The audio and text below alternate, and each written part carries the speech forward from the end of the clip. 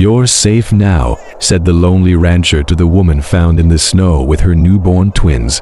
Montana Territory, February 1881. The mountains lay buried under a sky the color of dull steel, their slopes lost in the driving white. The wind moved through the high plains like a living thing, screaming over frozen ridges and dragging veils of snow across the emptiness. The air was so sharp it cut the lungs, so cold it seemed to bite straight through to the bone. Ronan Hale reined in his horse without warning, the sudden halt making the animal toss its head, steam flaring from its nostrils. Beneath the long, hollow moan of the gale, something thin and uneven reached his ears, a sound almost too faint to be real. He held his breath, turning his head against the sting of ice in the air. It came again, sharper now. Not the wind, not an animal, but the brittle cry of a child, splintering the frozen silence. His stomach knotted. He swung down from the saddle, boots sinking into the crusted snow with a crunch, the cold instantly biting at his shins. The horse shifted restlessly behind him as he followed the sound. It faltered, then doubled. Two cries, ragged and overlapping, pushing through the storm like threads about to snap. Ronan quickened his pace, his steps breaking the frozen ground, eyes scanning until the outline came clear through the swirling white, an old split-rail fence, half buried under drifts. Against it, a young woman sat slumped to one side, her head bowed, hair dark and tangled, frozen in brittle strands against a face leached of color. One arm hung limp, the other pulled high and bound to the top rail with a frayed rope. Her lips trembled as she noticed him, voice so faint he had to lean in close to hear. "Don't let them take my babies." The plea cracked in the middle, catching on a breath that almost wasn't there. Ronan pulled the snow from her lap and saw them, two tiny faces pressed together, barely swaddled in thin rags, skin pale but their small mouths opening in weak, stubborn cries. He touched their cheeks, cold, but there was life. The knife was in his hand before the thought formed. One swift cut, and the rope fell away. She pitched forward into his arms, lighter than he expected, her weight alarming. He slid the twins into the wool-lined sack strapped across his chest, drawing it tight to trap his body heat, then lifted her with practiced strength, her head falling against his shoulder. The wind clawed at them, filling his coat with snow. But he didn't stop until they reached the horse. He hoisted her carefully into the saddle, her arms instinctively curling around the bundle that held her children. Mounting behind her, he gathered the reins and turned toward the barely visible trail. Snow struck their faces in sharp bursts, the horizon erased into a blur of gray and white. Behind them, the fence and the empty field disappeared into the storm's hunger, swallowed whole. Whoever had left her here could still be out there in the whiteness, and if they were, Ronan intended to make sure they never came close again. The horse pushed through the deep snow with slow, steady strides, its breath clouding in the frigid air. Ronan kept one arm firm around the woman, the other gripping the reins, feeling the tremor in her body even through the layers of wool. The twins were pressed against her chest now, wrapped in the sack's lining, their faint warmth trapped between them. The storm bit at his face, the cold stinging his eyes, but he never looked away from the dim shape ahead, the dark, low outline of his ranch breaking through the blur of white dot as they crossed the final stretch of open ground. The wind eased, the cabin's shadowed frame shielding them from the worst of it. The corral fences stood half buried under drifts, the barn doors creaked in the gusts, and smoke from the chimney twisted into the heavy sky. It wasn't much to look at, a single room of log walls and stone hearth, but it was warm, solid, and his Dot, he brought the horse to a stop by the porch, swung down into the snow, and reached up to lift her carefully. She was light as air, her head lolling against his shoulder, and for a moment he wondered if she'd slipped away. until he felt the faintest breath against his collar. The twins stirred in the bundle, a weak sound escaping one of them, and that small noise drove him forward. Inside, the rush of heat from the hearth met them, carrying the scent of pine smoke. He kicked the door shut, set the bundle of twins on the wide wooden table, and laid her gently on the bed against the far wall. The firelight caught the pale curve of her cheek, the damp strands of her hair clinging to her face. He went to the hearth, stoked the flames high, then poured hot water from the kettle into a tin cup, cooling it just enough before bringing it to her lips. She swallowed slowly, her eyes still half closed. The twins let out another soft cry, and he lifted them one by one, rubbing their tiny hands until the color returned. He wrapped them in a dry blanket, placing them beside her so they could feel her warmth. For the first time since he had found them, the room held a quiet that wasn't cold or hollow. The storm still battered the cabin walls outside, but inside the air was thick with heat, the smell of wood smoke, and the faint sound of breathing, hers, theirs, and his. He pulled a chair close to the bed, resting one arm on his knee, and let the silence settle between them. The fire had burned low, its orange light pooling across the floorboards when she stirred again.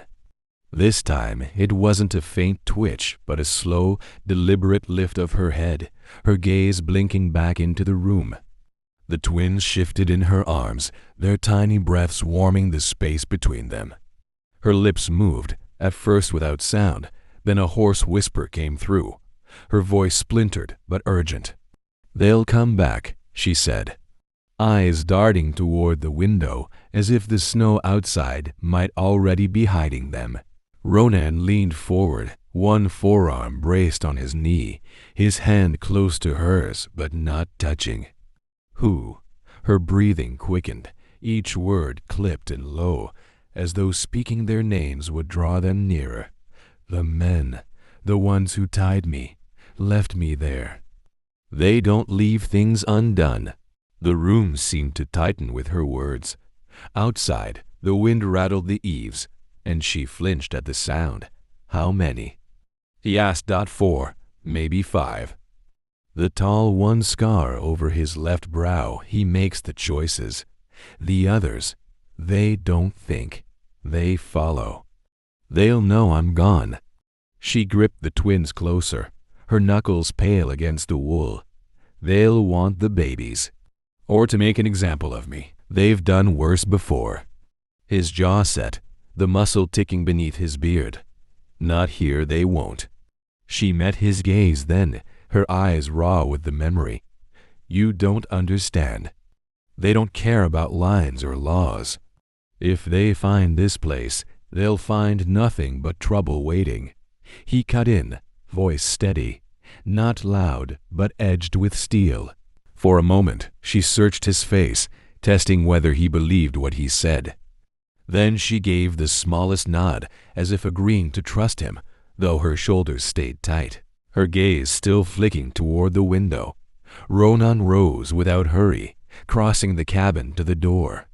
He checked the latch, the hinges, then moved to the rifle on the wall. His hands moved with the ease of habit, working the lever, checking the chamber, setting a cartridge aside. A lantern came down from its hook, trimmed and lit, its glow pushing back the corners of the room. She watched him as he worked, the twins squirming softly in her arms. "You've done this before," she said quietly, enough to know you don't wait for trouble to knock, he replied. When he turned back, the firelight caught both of them, the woman sitting upright now, pale but awake.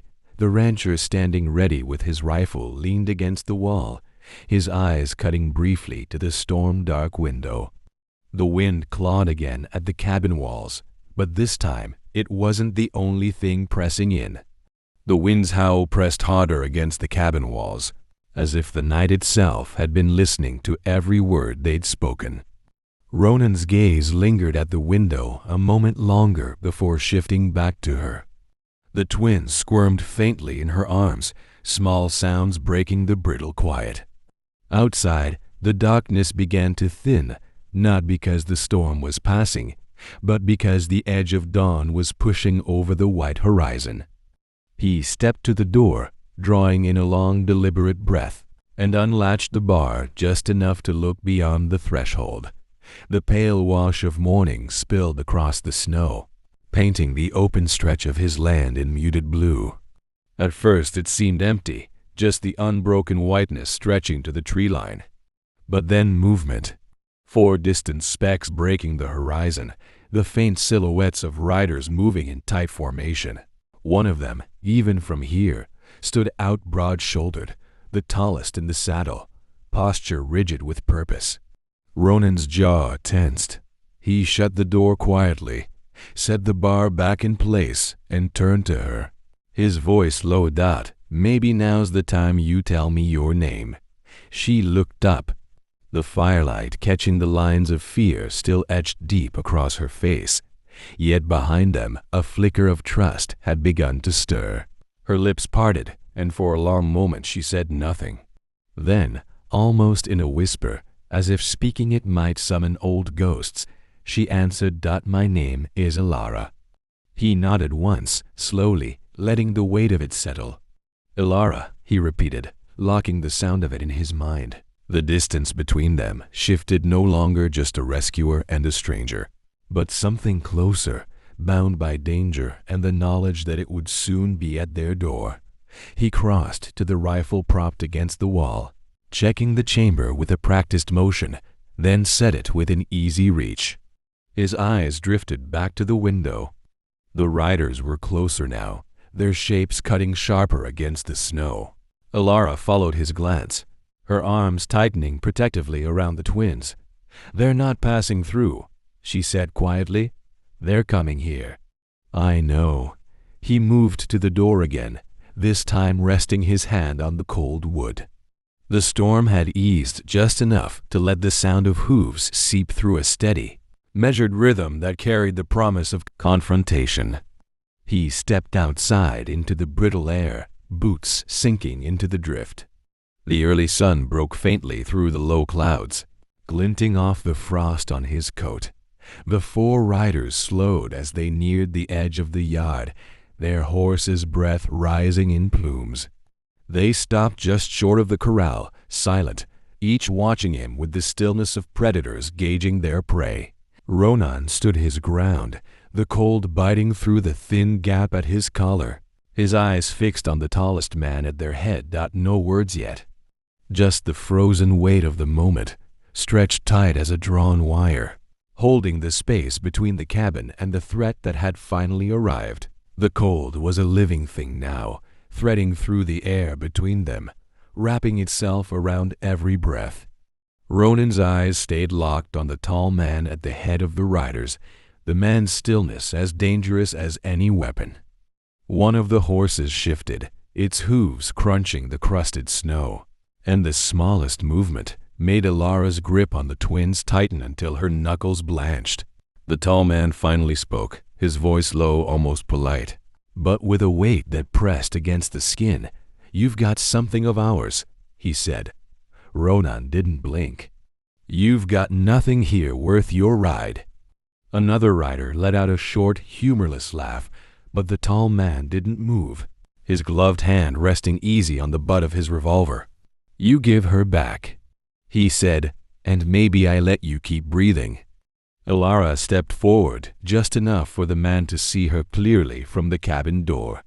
Her voice was steady, but her eyes were locked on the leader. "I'm not yours. Not now.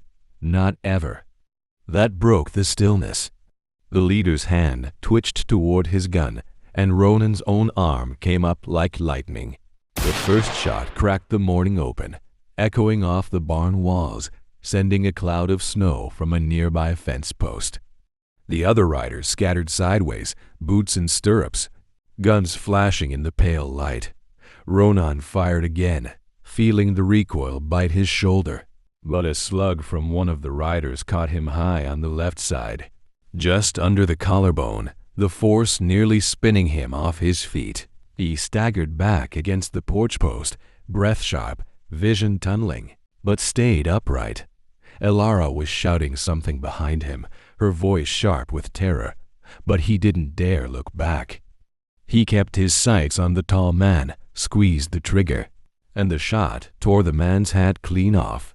Missing his skull by an inch, the leader's horse reared, buying Ronan a heartbeat of space. "Go!" Ronan barked, blood seeping hot through his shirt. The command was sharp enough to slice through the chaos, and the riders, perhaps shaken, perhaps deciding it wasn't worth the risk, yanked their mounts around. Snow flew up under pounding hooves as they vanished back toward the tree line, the sound of their retreat swallowed by the open white. Ronan lowered his gun only when they were specks against the pale horizon. He swayed once, catching himself on the porch rail, the breath tearing from his lungs in visible clouds. Elara was already at his side. The twins pressed against her, her free hand reaching for him. Her eyes searched his face like she could will him to stay standing. He gave her a faint, grim smile. "They won't stay gone." His breath came in ragged clouds, the burn in his lungs sharp in the frozen air. He stepped down from the porch, boots sinking deep into the snow, eyes scanning the tree line for any flicker of movement. Elara shifted closer. The twins clutched to her chest, her gaze never leaving his face. The wind stirred, carrying with it the faintest creak of saddle leather from somewhere far ahead. It was enough to make Ronan lift the revolver again. He knew they wouldn't stay gone. Then the sound. A flat, vicious crack from the pines. He barely had time to turn before the impact slammed into him. A searing punch just below the collarbone, high in the left shoulder, so near to the heart he felt the heat of it spreading inside his chest. The force spun him halfway, his knees threatening to give. His gloved hand clamped over the wound instinctively, and already his palm was slick with blood. Another shot tore into the porch rail, splinters flying. Ronan staggered backward, using the wall for cover, teeth clenched against the pain that pulsed with every heartbeat. Elara's voice was sharp and shaking. Inside. Now, but he was already raising the revolver with his other hand, firing back at the flashes in the tree line. The riders were coming hard, 4 of them, their shapes growing, snow erupting under pounding hooves. The tallest rider was at the lead, his posture unshaken, his gun trained forward. Ronan fired again, the recoil ripping through his wounded shoulder, sending fresh agony down his arm. Still, he didn't stop. The yard was alive with gunfire, smoke curling into the cold light, the air filled with the mingled roars of horses and men. Elara had the Winchester now, braced at the window, firing into the chaos. A bullet struck one of the fence posts, sending shards of ice into Ronan's face. The barn loomed dark behind the riders, the snow around its base churned by hooves. He could feel the blood soaking deeper into his shirt, each drop an urgent reminder that if they didn't end this fast, the cold wouldn't be what killed him. The last shot faded into the winter air, leaving only the ringing in Ronan's ears and the pounding of his own heartbeat, hard, uneven, each thud sending a hot pulse of pain through the wound just under his collarbone. He stayed low for a moment, revolver still in hand, eyes locked on the tree line, waiting for another flash of movement. But the yard was empty now, the only motion the faint drift of smoke from the rifle barrel in Elara's hands. She lowered the Winchester slowly, her breath visible in the cold as she scanned the open white. "I don't see them," she said, voice trembling. Ronan's reply was a slow shake of the head, but he didn't holster the gun.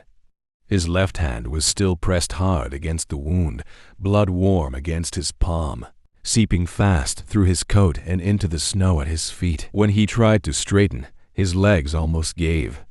The world tilted for a moment, the barn's dark outline sliding sideways in his vision. Elara was at his side in an instant, her free arm looping under his good shoulder, steadying him. The twins' muffled cries reached them from inside, thin and fragile against the heavy silence. "Inside," she urged, her tone leaving no space for argument. He wanted to protest, to tell her they might come back at any second, but the burning in his chest and the growing weakness in his arm left no room for pride. They crossed the threshold, boots thudding onto the worn wooden floor, the door slamming behind them with a final echoing bang. Ilara pushed him toward the heavy table near the hearth, clearing it with one sweep of her arm. He caught himself on its edge, breathing hard, every breath sharp like broken glass. The fire's glow flickered over his face, making the sweat on his temples shine. She was already tearing through the cupboard for cloth, a bowl, anything. When she came back, her hand shook, but her eyes were steady. She didn't speak as she slid the coat from his shoulders, careful around the wound. The fabric peeled away, wet and heavy, revealing a dark, spreading stain over his shirt. It was high in the left shoulder, the edge of the bullet's path buried dangerously close to where his heartbeat thudded under skin and bone. The sight made her breath hitch, but she didn't falter. She pressed a folded strip of cloth hard against it, and Ronan's jaw clenched so tight his teeth ached. "This isn't deep enough to kill you," she said, her voice steady now, "unless you let it." Her tone was part warning, part promise. Outside, the snow still fell in a slow, steady curtain, erasing the tracks of the retreating riders. But Ronan knew they hadn't left for good. The cold night ahead would be their only shield, and the next time the hooves thundered back into the yard, he'd need to be ready, wound or not. The wound had closed enough for him to move without feeling fire with every breath. Though the skin around it still ached deep and stubborn, days had passed since the riders vanished into the white, days filled with slow, deliberate work and with watching. Always watching. The snow outside lay untouched now, a wide, unbroken sheet beneath the pale winter sun. Ronan stood in the yard with his coat drawn close, the air sharp in his lungs. The familiar weight of the revolver resting on his hip again. Each step felt steadier than the last, but the memory of the bullet's burn lingered under the healed scar, a reminder that the line between alive and gone could be as thin as a heartbeat.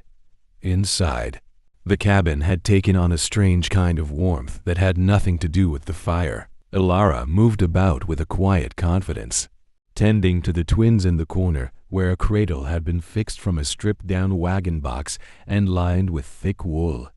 Their tiny breaths rose and fell in perfect rhythm, a sound so small yet so anchoring that even Ronan found himself stopping just to listen.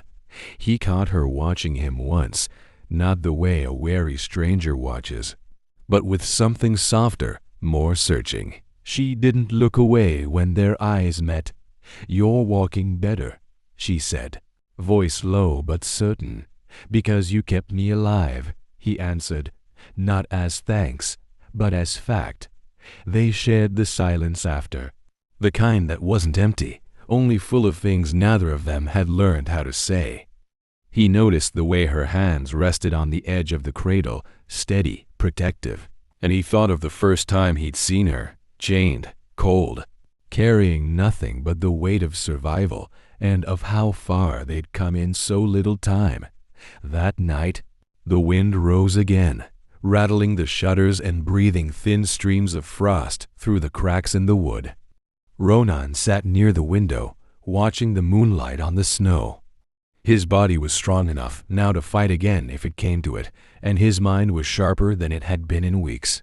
Ilara sat across from him, mending a tear in his coat by the fire. The twins sleeping between them. It wasn't safety, not yet, but it was the closest thing they'd had in a long time. And until the next storm broke, they would hold on to it. The wind had carried the night away, and with morning came a pale, gentle light that spilled through the frost-laced windows. The snow outside lay smooth and untouched, the world quiet but alive in its stillness.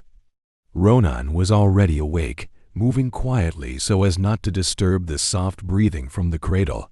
His shoulder pulled when he reached for the kettle, but the pain was no longer sharp, just a reminder of a fight survived. Ilara stirred at the table, the long strands of her hair loose over her shoulders, mending a small tear in one of the girl's wool blankets. She looked up when she sensed him, and for the first time in weeks, her smile came easily, without the shadow of fear behind it. The twins, two small girls, were no longer the fragile, tiny bundles they had been when he first carried them into this cabin. A month had given them weight and voice. Their cheeks had filled, their eyes opened longer each day, following Ilara's movements and sometimes his. He had begun to recognize the subtle differences in their cries, the way one calmed when he spoke low and the other kicked her feet in protest until she was held. Life had fallen into a rhythm neither of them had expected, but both seemed reluctant to break. The mornings were for chores, tending the fire, mending the fence that had been shattered by gunfire, checking the barn stores of grain and hay. Afternoons were for the smaller tasks that kept them close, patching clothes, preparing meals, watching the twins as they lay together on a folded quilt near the hearth. There was safety now, or something close enough to it that they could finally look beyond the next hour. Ronan found himself thinking less about the tree line and more about the sound of laughter. Ilara's soft when one of the girls gripped her finger, his quieter when she caught him watching them. One evening, the snow stopped early and the sky burned gold over the white land. Ronan stood at the door, watching the light fade, and felt her step beside him. Without speaking, she slipped her hand into his, not out of fear, but out of choice. He closed his fingers around hers and didn't let go. The girls slept in the cradle that night without stirring. Ilara sat across from him by the fire, her face lit in soft amber, the weight of weeks finally lifting from her shoulders. They spoke little, but the quiet between them felt like a promise. The storm had passed, and though more might come, they had built something here worth protecting. And in the stillness, with the crackle of the fire and the slow, steady breathing of the twins, Ronan understood. This was no longer just survival. This was home. Out here, where the wind cuts like glass and the snow swallows the horizon, the heart learns to fight, and then, if it's lucky, it learns to rest. Stories like theirs are carved into the soul of the Wild West, and there are more waiting to be told. Subscribe to the channel and click the bell so you never miss another story from the heart of the Wild West.